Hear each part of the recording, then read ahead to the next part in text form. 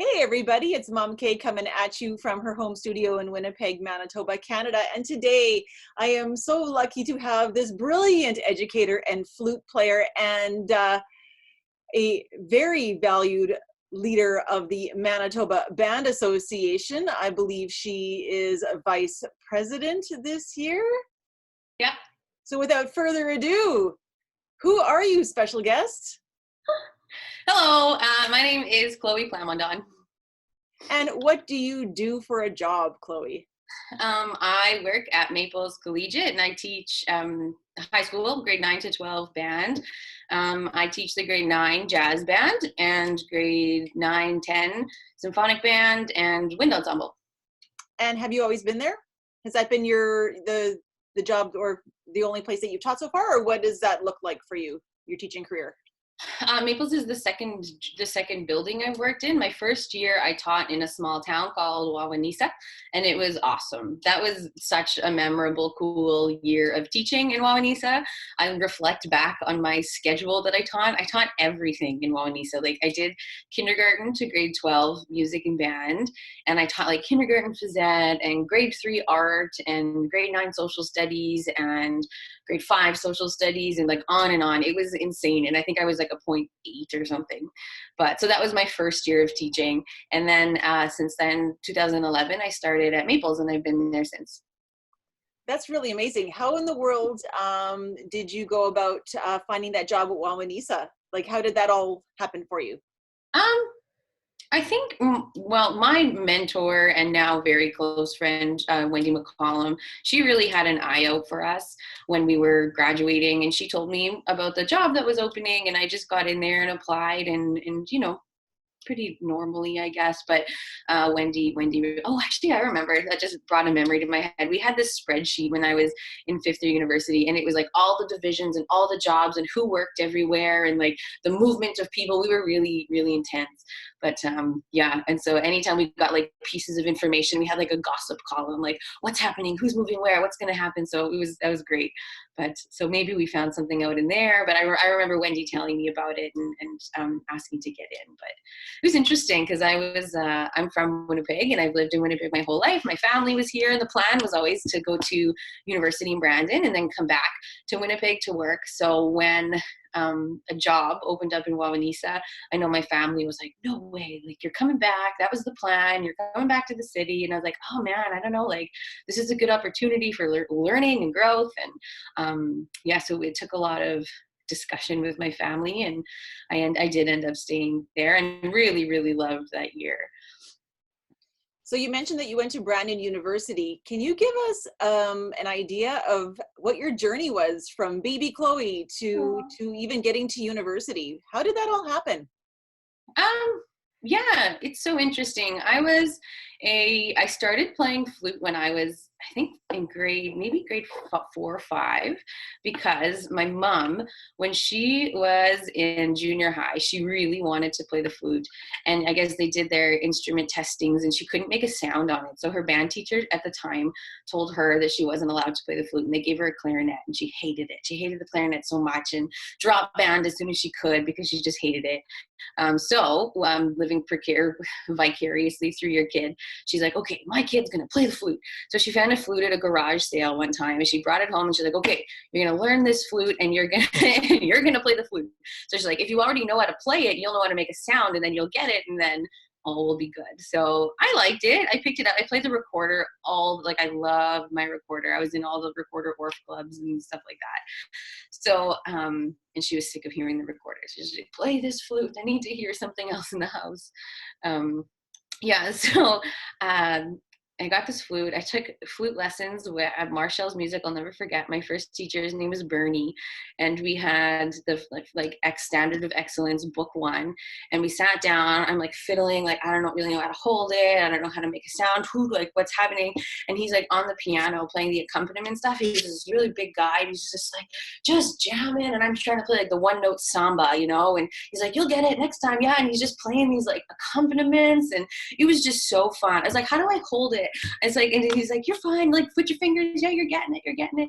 He's like, 2-note samba now. I was like, I don't know what's going on, but this is so fun. So it's like, I don't know if I was making sounds. So like, I think Bernie really instilled like a love of just like playing. And it was like, it didn't matter if you didn't always know what Bernie you're doing. Rose?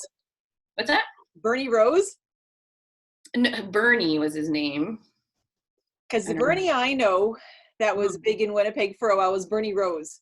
I don't know. I would love to see a picture of him. I have no idea. He doesn't work at Marshall's Music anymore, but he worked at Marshall's Music on Henderson Highway. So if it was, maybe I would love to send him an email or something. But I don't know. But my like reflecting back, I was like, you know what? I bet this guy didn't know how to play flute.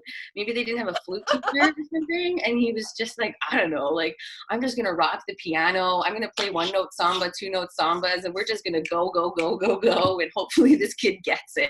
But I was having fun and I kept going back and it was great. So yeah, I don't know, please, that'd be cool to find out. But yeah, and so then I started studying with Lori Jady shortly after that and studied with Lori all the way through to university. But yeah, I don't know. I just loved it. I remember getting kicked out of band class with Mr. Dennis DeCleva was my middle school band teacher. And I remember him kicking me out one time because I was a prima donna. They would like play the B flat scale, 4 beats per note. And I would sit there and I would play like on every single note. It would drive him nuts. He's like, Chloe, we're warming up. Like, no, this is too boring for me. Oh man, he's like, get out. And I remember it was so funny. But yeah, so I went to Chief Peguis and then I went to River East with Jeff Kula, which was also such an amazing experience. We did so many really, really awesome projects that I think just continued to like instill a love of being creative with music and trying new things. And I was just always so proud of everything that we did at River East. It was very cool. But I really think that my path into becoming a band teacher I was in honor bands. I played in all the Manitoba honor bands from when I was in grade 6. And I remember they would always give in the senior honor band, there was like a little envelope and a little package that kids got for being in a certain number. I think it's like 8 or 9 or something like that, that you were in. You got a little package at the end. I was like, I need to have whatever that is. I don't know what's in there, but I need to have it. And I need to be in every honor band. And I was. And I got my little honor band pin. It was a little pin that said MBA on it. I was like, what the heck? This is awesome. I love this pin and I still have it. So, but I think when I was in grade 11, I think it must have been I was a senior honor band, and the director of the honor band was Shelley Axelson. And that was the first time in my entire life as a little musician, flute player, like through middle school band, high school band, all the other honor bands from grade 6 up until 11 had been directed by males. And so Shelley Axelson was the first time that I ever saw a female directing a band. And that was just like the biggest aha light bulb moment in my life. I was like, oh my God, girls can do this job. Like I hadn't even like really registered. I was like, I think I love music. I love playing flute. I'll do something with that. I'll go to university, maybe, whatever it was, but I knew I had to do something with music. And then I saw Shelley Axelson or had that experience of being in her honor band. And that was it. I just decided, I was like, yeah, I'm going to be a band director. That's cool. I didn't know I could do it, and I can. So yeah. And I ended up at Brandon University because Bob Ford, who is the flute teacher out there, I love that guy, but he would he was at the Optimist Festival every year, and he would always knit outside the BU booth, and so we had just long talks all the time, and I would just look at the booths and chatting. I was like, who are you? And I was so talkative, so I would just like, who are you? What do you do? Like, I'm a flute player, and we did a little lesson one time, and I really liked him, and he worked really hard to try and get me, he really recruited me to come to Brandon University, and I just followed that path, and it was great. I also think at that time in my life, 17 years old, and I'm a really kind of independent, fiery soul, and I was ready to move out of my parents' house, and I think needed to. I was just like, I needed some independence at that time in my life, and so I knew I needed to move away, and I wanted to do something, and so just a couple hours away from home, this Bob Ford guy who really seemed to like me, and it was good. I'm really curious because I didn't know that you were a North Kildonan girl as well. Where did you go to elementary? I went to different elementaries. I started at Donwood for a couple of years, and then I went to St. Alphonsus School, which is, I went to a Roman Catholic school for a little while, and then I went to Springfield Heights. Oh, And then very from, cool. yeah. I was at Emerson. Oh, okay, cool. Yeah, so it turns out Stacy Natras and I have the same path. Emerson, John Pritchard, River East. No way. Yeah. That's so fun. Oh, that's so cool to learn these things about people. Hey? I found out one of the gym teachers at my school, same thing. No way. Yeah, like, oh my goodness, something in the water in North Kildonan. No kidding. Oh, that's great. I didn't know you went to River East. I did before Kula. Before Okay. Kula, my band teacher was a man named Jim Harvey. Okay, cool. Yeah, I know the name. Yeah. So, remembering, of course, that this is a family interview, what is the weirdest gig that you have ever been involved in? Yeah, I know. I was thinking about that. I don't really, well, I love playing, and maybe I find this gig so cool that I do, and it's maybe weird. I think people will find it a bit weird, but Brian Zimmerman, who's my colleague at Maples, we play in yoga studios. So they'll do live music classes, and we'll sit in a corner and we play music while people practice yoga, which is really, really awesome, and I really, really enjoy that. So that might be the weirdest gig that I do. Is it hot yoga? Yeah, it is. It's crazy. How So you does just, your flute not slip on your chin when you're playing? yeah, yeah. That's it. It's just constantly like wiping it away. And the worst is when you have like sweat coming down your face, and then it falls like right here. You gotta like blow it out. Like the note won't come out because there's like spit in your embouchure hole. But but it's fun. I think it's a nice experience. I hope it is. So What I studio always do you think do that through? or it's Modo now. Modo Kildonan is where we play the most, and we've played at Modo on Donald too. Is that the Kildonan one? Is that on Lash there? Yep, right on Lodge. And we did it a couple of times for Carrie Lundy. She did Seven Oaks staff yoga, and so we went and she did them in an elementary school gym, and so we played for her a few times too, which was really fun. That sounds like a fantastic gig to hang Yeah. on to. Yeah, it's really great. And then I remember one time too, I was trying to think of weird gigs.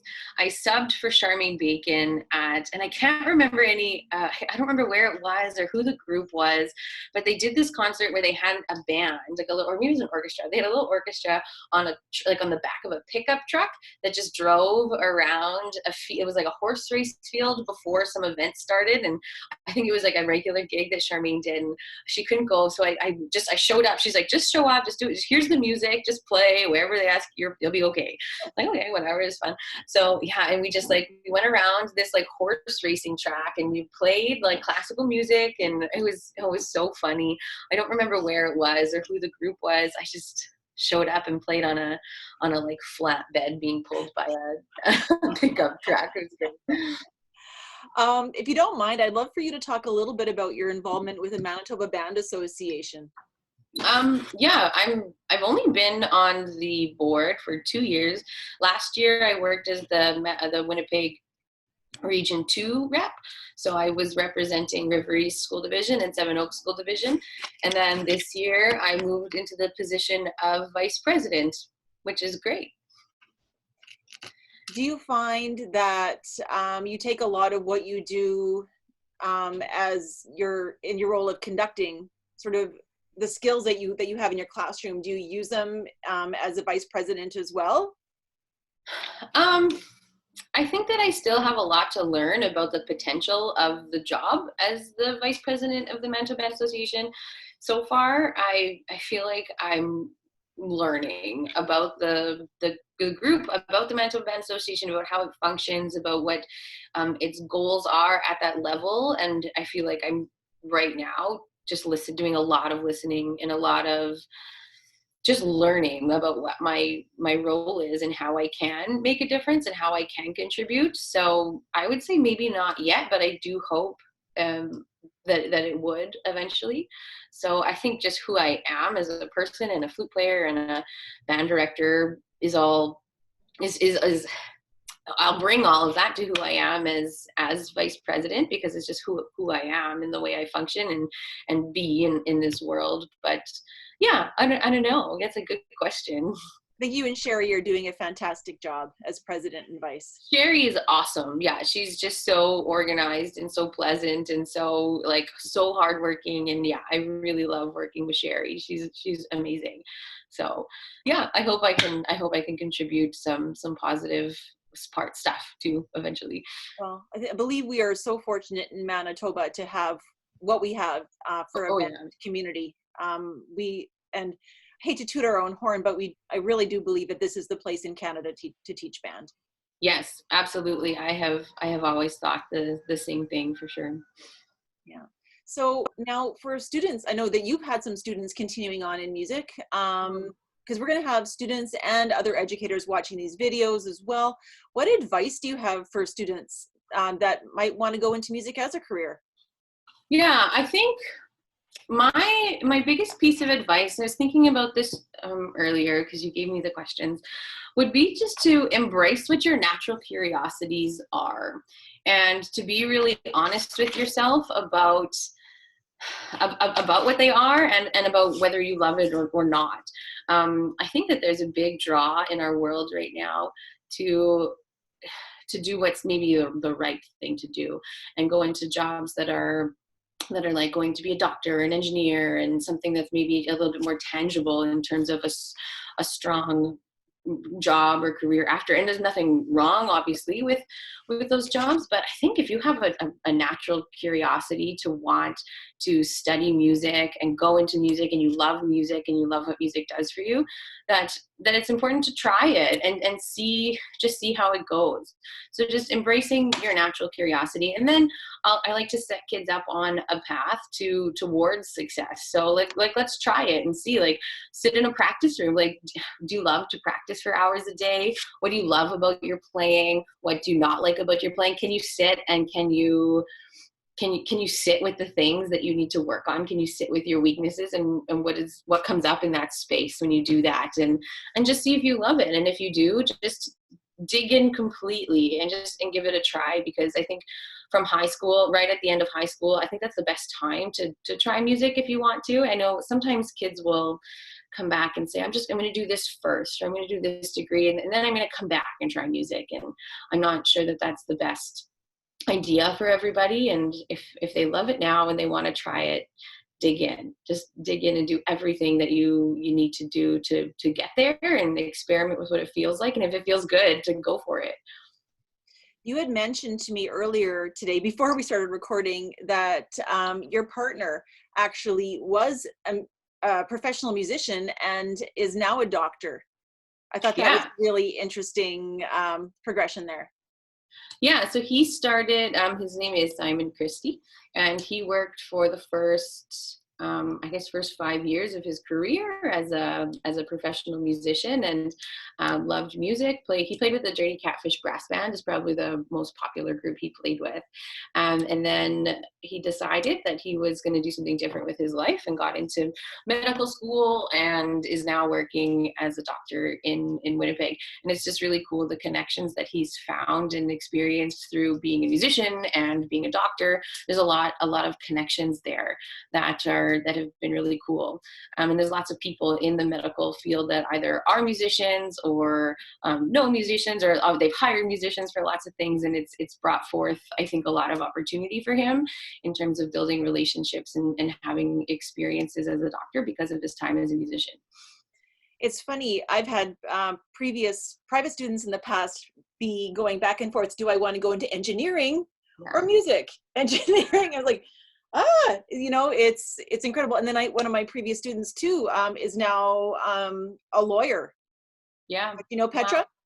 Wow. Yeah. Like she is an immigration lawyer. Like it's just, she got her, she has such a strong musical background, and then just, I think the dedication to working towards something, I think it helps so many people, like you said, say for your partner, in success in other fields beyond music, right? You learn that dedication.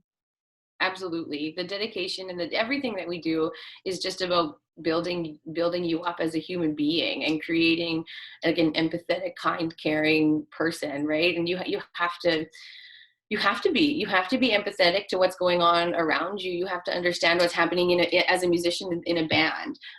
You learn skills about what it means to be a good human. You support other people. You let others shine while you do what you can in the background to help. And all these skills are things that can be used for the rest of your life. And I think we try and communicate that to our students as much as we possibly can. And yeah, there's lots of them who consider going into music and want to go into music. And then it just is a different level of, I think, it takes you out of being in a band with other people, and you have to get to know yourself as a musician. So if a student expresses that interest in wanting to go into music, a lot of times it stems from a love of being in band and being with other people, and the way that you interact with those others in the band. But they do have to get to know themselves as individual musicians. And if they like that, if they're into it, they like practicing, and they like, sitting with their weaknesses, like I said, then yeah, I think that they'd be a good candidate for it. And if they just keep loving it. So yeah. Excellent words of advice. Yeah. And do you have any other little tidbits of Chloe worldly wisdom to anybody who's out there, maybe not even as a musician? What are your bits of advice in these weird times? Oh man, I always think I have way more to learn than I have to offer. But I think something that comes up often is that students are making choices of what to do because they don't want any doors to close. They don't want to close any doors, and they want to keep all their doors open in terms of what classes they're taking in high school and what decisions they're making now. And I think that my advice would be that no doors are ever closed, and that you can always do whatever it is you want to do at any time in your life, even if you made a certain choice now. If you chose say you chose not to take a particular course in high school, that means you can't do something in university. The door's never closed, right? The doors are always open, and you can always do whatever you want at any point, and that's okay. So yeah, and maybe also to learn to say no. Learn to say no as young and as soon as possible. I think that's so many people, myself included, sometimes we start to experience burnout and a lot of stress, and it's hard to learn to say no as an adult, especially if you spend the majority of your life saying yes to everything over and over again, and not thinking about why you're saying yes. So learn to say no and know that it's okay, and do it young. I had a student this year who, an excellent trombone player. She'd been in my wind ensemble for a couple of years, and she's just so busy with so many other really cool things in her life. And she couldn't do it. And it took her a really long time to tell me that she couldn't play in the wind ensemble anymore, just because of the hours and the amount of what she was doing. And I think that was actually one of the most inspiring moments that I've had with kids this year, was this young excellent trombone player finally spitting out that she couldn't do it. That's like telling me no. And I was just so proud that she said no, and that she couldn't do it. And it was just respecting her own boundaries, and learning about that was really cool. So yeah, I don't know if that's helpful. That's my advice. Absolutely. We can all learn from that. Yeah. Chloe, thank you so much for taking time out of your morning today to talk to me. I really appreciate it. And I can't wait to spend more time in person with you. I mean, heck, we're a mere few minutes away from each other in schools. So I look forward to building stronger bridges between our two schools. Yeah, you bet. Well, as soon as possible. I know. Hopefully it's soon. Exactly. Have a great rest of your day, Chloe. Thank you. Bye.